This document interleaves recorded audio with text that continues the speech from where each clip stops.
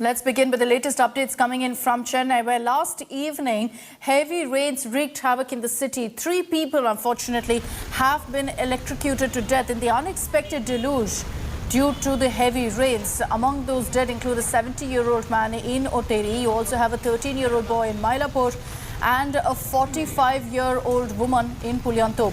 Due to the heavy rains, a portion of the roof collapsed at the VR Mall. This is in Chennai's Anna Nagar. Also, the situation is very, very serious. It can be gauged by the fact that several areas are waterlogged across the city, and these are in several crucial parts of Chennai, in the heart of the city, again, that you're seeing a lot of inundation.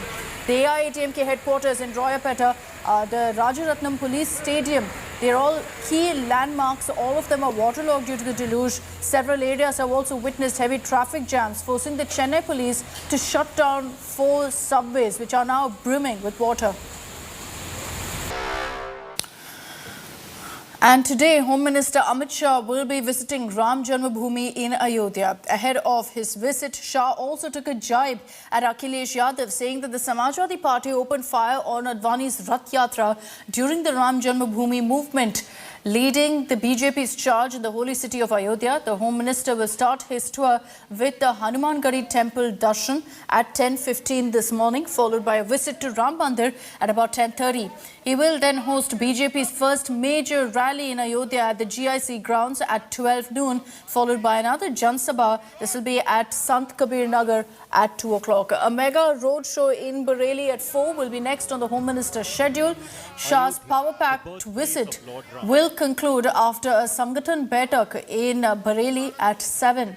Ayodhya seems to become the epicenter essentially of UP politics ahead of the elections. All parties, the AAP, AIMIM, they've all been landing in Ayodhya, visiting the Ram Janmabhoomi to garner support.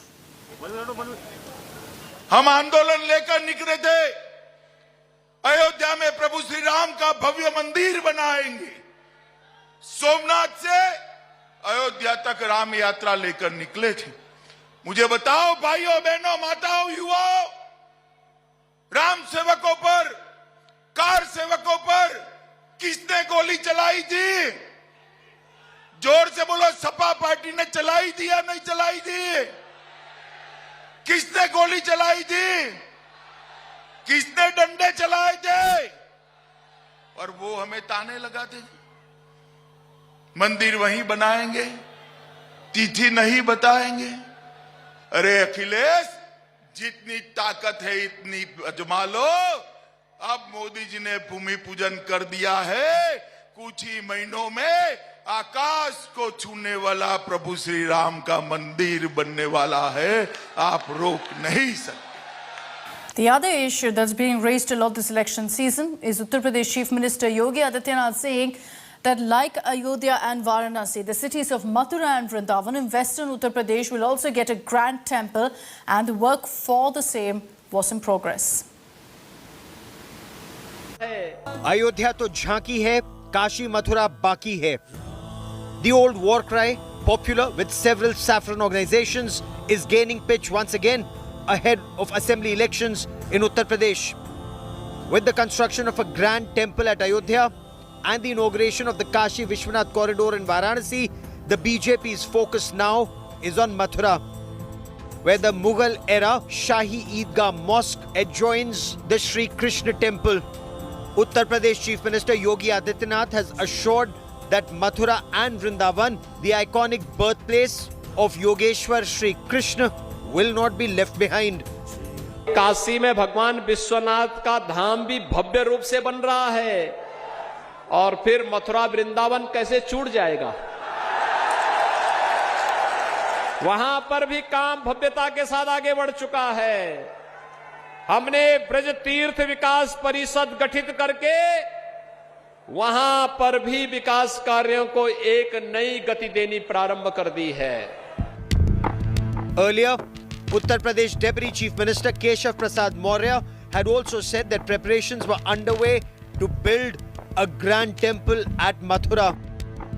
Mathura में श्री कृष्ण की जन्मभूमि पर भव्य मंदिर बने, यह हर श्री कृष्ण जी के भक्त की इच्छा है, आकांक्षा है। मैं भी उस भाव को ही प्रकट किया हूँ। The opposition has attacked Yogi Adityanath for politicizing the Mathura temple issue. महंगाई बेरोजगारी से लोग आत्महत्या कर रहे हैं, लेकिन भारतीय जनता पार्टी जात धर्म की राजनीति को बढ़ावा दे रही है। लेकिन उत्तर प्रदेश की जनता जानती है कि धर्म हमारा आस्था का विषय है, राजनीतिक विषय नहीं है। 2022 में यही उत्तर प्रदेश की जनता भारतीय जनता पार्टी को वोट के माध्यम से सत्ता से बाहर का रास्ता दिखा देगी। किसान मजदूर की बात से भटक के वो धर्म की राजनीति में उत्तर प्रदेश को लाना चाहते हैं। देखते जाइए, मठ में जाने का समय आ गया है, अब जाएंगे मठ में, इसके अलावा तो इनके पास कोई रास्ता है नहीं। The BJP has hit back, saying that Mathura temple is not a political issue, but a matter of faith. ये समाजवादी पार्टी की सरकार नहीं है, आदरणीय योगी जी के नेतृत्व की भारतीय जनता पार्टी की सरकार है। धर्मांत मंत्रालय खाली कब्रिस्तान बनाने के लिए नहीं होता है, ये मंदिर और उसके उत्थान के लिए भी होता है। तो धर्मार्थ मंत्रालय हमारा इसी काम के लिए होता है। CM Yogi Adityanath's statement over Mathura and Vrindavan development has once again ignited the Mandir politics in Uttar Pradesh. It looks like that the BJP is all set to get into Mathura after Ayodhya. On the other hand, the opposition is also raising questions, but for the BJP, it's all about the Mandir. After Ayodhya, then Kashi, and finally Mathura. In Lucknow with cameraman Sanjay Singh, Abhishek Mishra for India.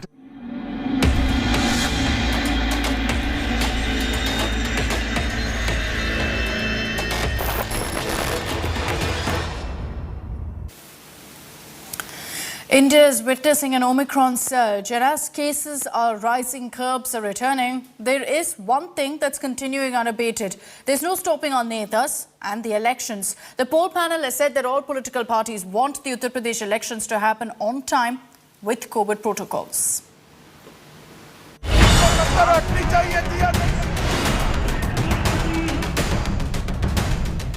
Elections in the 5 states of Uttar Pradesh, Punjab, Himachal Pradesh, Uttarakhand and Goa will be held next year on time. The announcement was made by Chief Election Commissioner Sushil Chandra. सभी राजनीतिक दलों के प्रतिनिधियों ने ये हम लोगों को बताया कि कोविड प्रोटोकॉल का पालन करते हुए समय पर चुनाव होने चाहिए। तो सबसे प्रथम सभी दलों ने without any difference of opinion सभी ने कहा कि कोविड को ध्यान में रखते हुए समय पर चुनाव कराए जाएं। The EC announced that there will be no delay in elections and that voting will be under strict norms. All parties have bagged timely polls and polling time will be increased to maintain social distancing. Vaccination drive will also be stepped up ahead of elections. Guidelines include mandatory vaccination of poll booth staff. Voting time will be extended by an hour in all 5 states. COVID protocols will be followed at every booth. And lastly, number of polling booths will be increased to avoid crowding. Covid की दृष्टिगत भी जो सभी चीजें आवश्यक हैं वो हर polling booth पर होंगी। हमारा हर polling booth covid compliant behaviour के साथ वर्क करेगा। सभी डीओस को निर्देश दिए गए हैं और लोगों ने सामग्री जितनी भी है जैसे थर्मल स्कैनर हैं, मास्क हैं, सैनिटाइजर्स हैं, they have already been under the process of procurement. Even as the Election Commission lays down rules for voting, there was no word on crowded election rallies. Netas, right from the top, are in campaign mode after imposing curbs like night curfew on the Aam Aadmi to check the sudden COVID surge. Prime Minister Narendra Modi has addressed more than 10 rallies this month in Uttar Pradesh. BJP's top guns, Home Minister Amit Shah and UP CM Yogi Adityanath, are part of the BJP's ongoing blitz in the state. The BJP's rivals in the state, Samajwadi Party's Akhilesh Yadav and Congress leader Priyanka Gandhi Vadra, are also holding series of public meetings. Delhi Chief Minister Arvind Kejriwal, who had imposed a yellow alert on the national capital 2 days ago, led the party's Vijay Yatra in Chandigarh to celebrate their win in the municipal corporation polls. All these rallies have one thing in common. There is absolutely no social distancing or masking.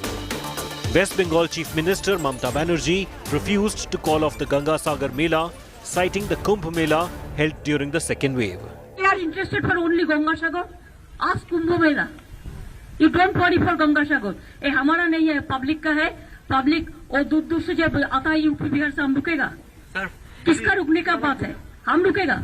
UP से अगर कोई आने चाहता है, बिहार से कोई आएगा, ये थोड़ा ही हमारा हाथ में है। As election fever grips India, the threat of Omicron spike also looms large. The fear is these rallies with thousands in attendance and no COVID-appropriate behavior could become an invite for the virus. The question is, will the EC be able to enforce COVID norms, unlike early this year when the rules remained on paper? Bureau Report, India Today.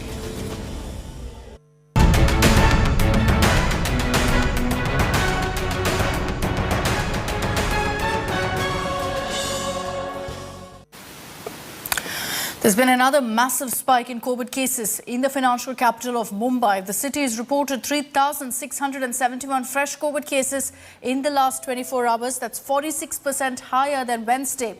Mumbai had reported 2,510 cases on Wednesday. With the latest surge, active cases in Mumbai are now over the 8,000 mark. In some good news, the only silver lining is that no deaths were reported in Mumbai in the last 24 hours. To ensure that the virus spread is contained, BMC has sealed 88 buildings and has designated 4 containment zones in the city. Mumbai also reported 190 Omicron cases.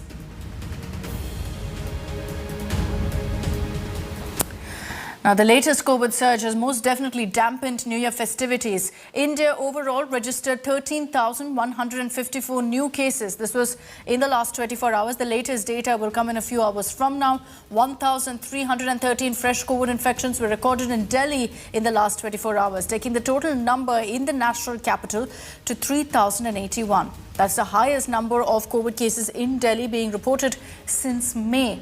West Bengal, meanwhile, has recorded 2,128 cases in the last 24 hours. Kolkata alone contributing 1,090 of the total cases in the state.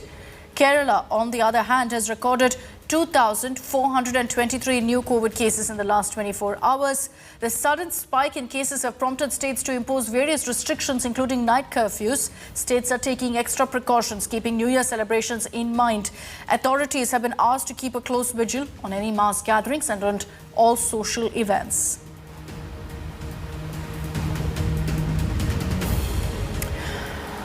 Now, the Indian cinema business has again been hit by this COVID surge. Bollywood director and producer Karan Johar, along with many other celebs, have urged Delhi Chief Minister Arvind Kejriwal to open up theatres, saying that cinemas are very much safe. The box office collection of a few films have also taken a hit. India made history by winning the Centurion Test, only their 4th victory in the longest format in South Africa. Virat Kohli's men are now only one win away from achieving something that they've never done before, a Test series win in South Africa. Check out how the visitors emerged victorious on the final day. Got him! Yeah! Taken! Swings from full, induces the drive. The question was not about what, but when. Delivery. That is absolutely sensational. That has come back an absolute country mile. India resumed the day sniffing a historic victory that was just 6 wickets away. Outstanding from Bumrah. That brings us 15. South African captain Dean Elgar's dogged defiance kept India at bay until Jasprit Bumrah decided to get done with him. Has he trapped him in front of the stumps? Bumrah had Elgar leg before for 77 and India had got the opening they needed. No problem with that. Quinton de Kock tried to play with some freedom, going for his shots and even succeeded. Oh no! But for a while, before he edged onto his stumps to leave South Africa reeling at 161 for 6. Soon Shami was back in the business, removing Vian Mulder in the next over. That's another tackle, so that's really good work from Mohammad Shami. Oh, it's a beautiful shot from Themba Bavuma, however, was fighting a lone battle at the other end, as he saw his teammates falling one after the other. Strong drive through extra cover. That's beautifully done. Shami got his 8th wicket of the match, this time forcing an outside edge from Marco Jansen, and it was just a matter of time before India completed the formalities. Yes, it's all over. This is only the fourth time that India has won a test match in South Africa, which remains the only country where India has never won a test series. Not anymore.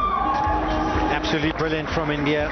They started so well after winning the toss on day one. After the Gabba, Virat's men have once again breached a fortress at Centurion and are well on course of conquering the final frontier. Johannesburg is next, and India will be hoping to take an unassailable lead there. Sports Bureau, India Today. And that's all we have time for in this edition of First Up. Thank you for watching. Stay tuned to us here on India Today. Few moments from now, I'm joining you with all the top stories.